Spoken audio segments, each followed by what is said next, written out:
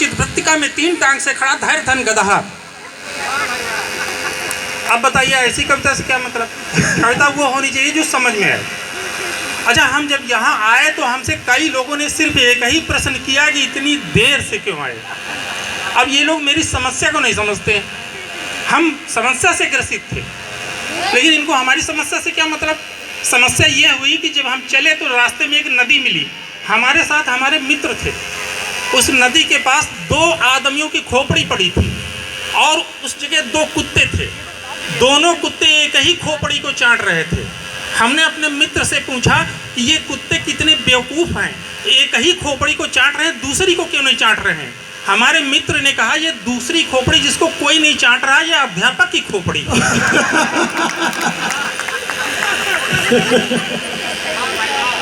हमने कहा तुम क्या ज्योतिषी हो क्या, कैसे समझ गए ये अध्यापक की खोपड़ी है? उन्होंने कहा नहीं, इसमें ज्योतिष की कोई बात नहीं है। देखिए, इस खोपड़ी को पहले बच्चों ने चाटा, फिर अभिभावकों ने चाटा, फिर अधिकारियों ने चाटा, फिर सरकार ने चाटा। अब इसमें कुछ बचे नहीं। अध्यापकों की वेदना तो कितनी बड़ी बात है। आपकी समझ में आ गया होगा हमको कवि क्यों बनना पड़ा। बस इसीलिए हमको कवि बनना पड़ा। अब देखिए, टाइम नहीं। हाँ, अब देखिए, बार बार सरल जी हम बैठे थे तो सरल जी हमसे यही कह रहे थे, स्कूल गए थे कि कहीं घूम रहे थे? तो हमने कहा स्कूल गए थे। बोले सरकारी टीचर कहीं पढ़ाता है? सरकारी टीचर तो घूमते रहते हैं, तुम झूठ बोल रहे हो।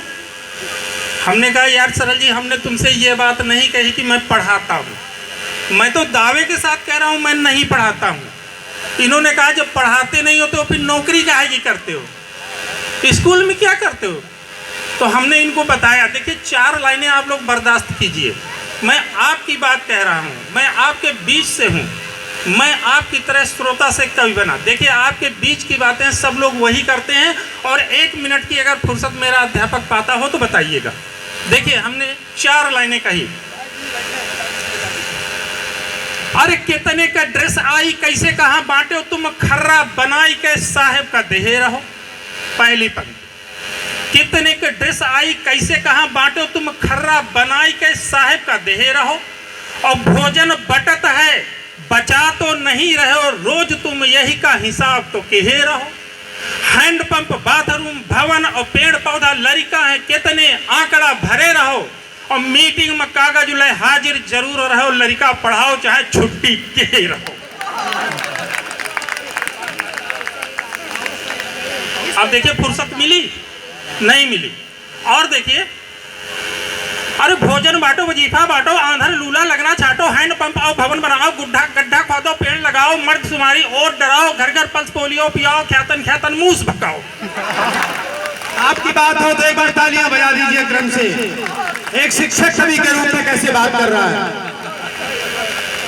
बहुत काम कर रही है। जिंदगी में दोबारा ये जयमाल पड़ रही है। मुझे विश्वास नहीं था कि इस उम्र में पड़ेगी। ख्यातन ख्यातन मूस भगाओ, कहे बुधैया मांगू राम, शिक्षा ते है राम राम, अध्यापक के जुम्मे काम, नक्शा मीटिंग और सलाम। अब आप बताइए कहाँ फुर्सत? अब क्या बताएं? अभी जब वो हमने बताया ना, नदी जब क्रॉस किया उसके आगे पहुंचे, मेरी मोटरसाइकिल खराब हो गई।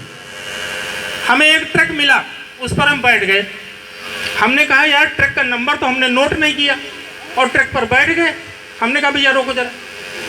हम पीछे ट्रक के आए और देखा उसमें लिखा था,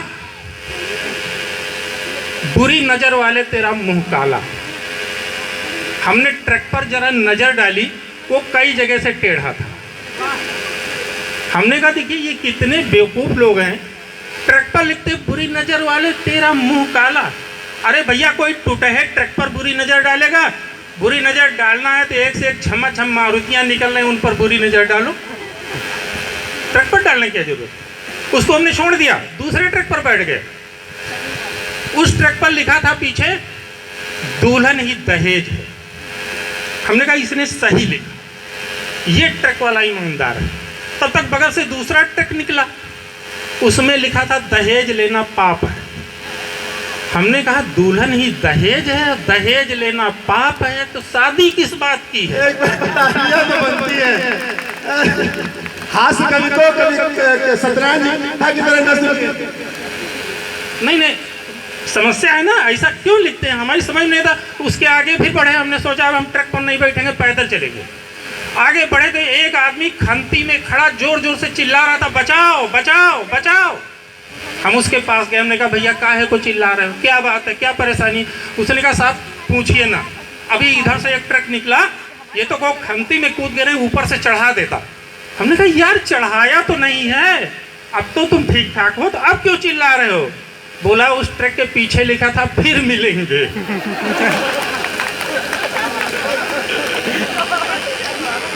तो अब ये बड़ी समस्या है, फिर कभी मुलाकात होगी तो बहुत कुछ सुनाया जाएगा, बहुत कुछ पढ़ा जाएगा। एक बात बताएं कि हम यहाँ पर आप लोगों के द्वारा सम्मानित किए गए, हमको बड़ी खुशी हुई। आप लोग सम्मान दे रहे हैं, वैसे मैं घर से बहुत ही अपमानित व्यक्ति हूँ और शायद मेरे जैसा कोई अपमानित नहीं होगा, और होगा तो इस तरह मंच पर खड़ा नहीं हो सकता। अब देखिए आज सुबह की बात है, किस तरह से मेरा अपमान हुआ। मेरा लड़का आया और कहने लगा पापा जी आप क्या कर रही हैं? अब आप बताइए। हमने कहा बेटा तुम डबल ए में हो और इस तरह तुमको व्याकरण का ज्ञान नहीं, मैं पुल्लिंग हूँ, क्या कर रही हो? स्त्रीलिंग में आता है। उसने कहा ये मुझे मालूम है, लेकिन जब तुम मूछे घुटवा लेते हो ना तो मुझे स्त्रीलिंग ही नजर आते हो। ये सब समस्या है। तब तक मेरी पत्नी आ गई, उससे हमने कहा देखिए ये लड़का तुम्हारा इतना पढ़ा लिखा है, कैसी बातें करता है। उन्होंने कहा हाँ ये गलत बोल रहा है, बेटा ऐसा ना बोला करो, तुम्हारे पापा ना तो आप पुल्लिंग हैं ना तो स्त्रीलिंग हैं। अब बताइए इतना अपमान कौन सहेगा? और फिर भी हम यहाँ कविता पढ़ने आए हैं। समस्या है। अच्छा एक चीज़ और भी है, 55 साल का आदमी ना बूढ़ा है ना नौजवान है, तो बीच वाला तो है ही है। इसमें कुछ कहने की बात है नहीं, तो हमको कोई कुछ बुरा नहीं लगा, हम तो समझ गए कि हम 55 साल के हैं। हाँ लेकिन अब ये बताइए, अभी राकेश भाई का जब फ़ोन गया ना, तो हम जब निकले घर से तो मेरी पत्नी ने कहा कहाँ जा रहे हो? अच्छा ये कहाँ जा रहे हो, कहाँ आ रहे हो, ये बड़ी समस्या होती है। देखिए पत्नी और पुलिस ये सेम है। घर पहुँचो, पत्नी का प्रश्न होता कहाँ से आ रहे हो, पुलिस भी यही पूछती कहाँ से आ रहे हो। सेम होते हैं। पत्नी और हेलमेट इनमें भी समानता पाई जाती है, दोनों सर पर सवार रहती है। पत्नी और मोबाइल में भी समानता है। हमारे प्रकाश जी कह रहे थे कि थोड़े दिन और न शादी करते तो लेटेस्ट मॉडल मिल जाता। हाँ? तो ये अजीब अजीब बातें हैं। हाँ तो हमारी पत्नी जो है वो बिगड़ गई, कहने लगी कि ये क्या तमाशा है, तुम रोज रोज कवि सम्मेलन में जाते हो। हमने कहा देखिए कवि सम्मेलन में जाते हैं, हमको सबका प्यार मिलता है, दुलार मिलता है। बोले इससे काम नहीं चलेगा। हमने कहा फिर? कहने लगे कुछ धंधा करो, कुछ बिजनेस करो। हमने कहा कुछ बताओ, जो तुम बताओ वही हम करेंगे। देखिए हमारी पत्नी ने कई बिजनेस बताए। हम यहाँ बेरोजगारी दूर करके जाएंगे, हम जहाँ भी जाते हैं बेरोजगारी दूर कर देते हैं। आज यहाँ की सारी बेरोजगारी हम दूर कर देंगे। और आप लोग जो तरीका तुम अच्छा लगे उसमें टिक लगा लेना, वही करना। देखिए 10, 20, 100, 200, 400 लाख का खेल नहीं है। वो जो हमको बताया मेरी पत्नी ने, वो करोड़ों का गेम है। आप टिक करिएगा जो आपको पसंद हो। उन्होंने हमसे कहा कि तुम रोज जा तो कवि सम्मेलन अस बिन मतलब का जोगुलाग, तुम रोज जा तो कवि सम्मेलन अस बिन मतलब का जोगुलाग, और राकेश भाई की देखी देखा तुम्हारी कविता का रोगुलाग। जहाँ मन करे वहाँ हंस देना। यहाँ हंसने पर प्रतिबंध नहीं है, हंसने पर प्रतिबंध घर में है, क्योंकि वहाँ आप हंसबैंड हैं। यानी जिसकी हंसी पर बैंड लग जाए वो हंसबैंड है। तो यहाँ ऐसा कुछ नहीं, यहाँ कोई बैंड नहीं, यहाँ आप हंस सकते हैं बड़े आराम से। हाँ तो हमारी पत्नी ने कहा तुम रोज जा तो कवि सम्मेलन अस बिन मतलब का जोगुलाग, और सब लोगन की देखी देखा तुम्हारी कविता का रोगुलाग। अरे कुछ पावत हो कि सतही माँ ऐसी वैसी अललात फिरत, कुछ पावत हो कि सतही माँ ऐसी वैसी अललात फिरत, और सब लोग कहा सत्तारी हो यही मारे घूमत खात फिरत। अरे राकेश भाई बड़े मनई हैं, चाहे जितना कविता बाँचे और ना जानी काहे लाग रहा तू उनके साथ है तुमहू पाचे। सब कुकुर कंठी हिल गई हैं तो बोलो जूता काटी को, और सब कुकुरी जई है जगन्नाथ तो जूठी पतरी चाटी को। हम कहा कि हम तो सेवक हैं, हम कहा कि हम तो सेवक हैं साहित्य साधना के सच्चे, और मंचन पर यहाँ कविता सुन के आशीर्वाद दिया थी अच्छे अच्छे। बीबी जी कहन क्रिकेट खेल तू शुरू हो गया। पहला तरीका है, देखिए टिक करते जाइएगा जो पसंद हो, करोड़ों अरबों का अरबों करोड़ों खरबों का सब गेम है। बीबी जी कहन क्रिकेट खेल तू मारा कर तू चौका छक्का, अरे रंगबाजी तो रहबे करते लाखन का दांव रहा है पक्का। तुम्हारे लड़कन भरी बुद्धि नहीं, ये क्रिकेट लड़के ही खेलते। तुम्हारे लड़कन भरी बुद्धि नहीं, यही माँ उपाव है बिना रिस्क। तुम्हारे लड़कन भरी बुद्धि नहीं, यही माँ उपाव है बिना रिस्क। और सातों पीढ़ी बैठे खई हैं जो एक मैच हो जाए फिक्स। हमने कहा ये तरीका हमको पसंद नहीं आया, दूसरा कोई बिजनेस बताओ। उसने दूसरा बिजनेस बताया कि तुम काहे से तुम घूमत हो, तुम काहे से तुम घूमत हो, यह तना न अलाली कीन करो।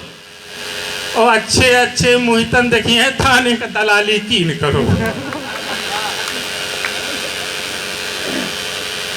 अरे जब पहुंच ऊपर तक हो जाए, जब पहुंच ऊपर तक हो जाए तो राकेशन रंगबाजी झड़ी हैं, और तुमते व्यवहार बनावे का थानेदारों खीसे कड़ी हैं। हमने कहा मैं इस तरीके को भी नहीं मानता, और कोई बताओ।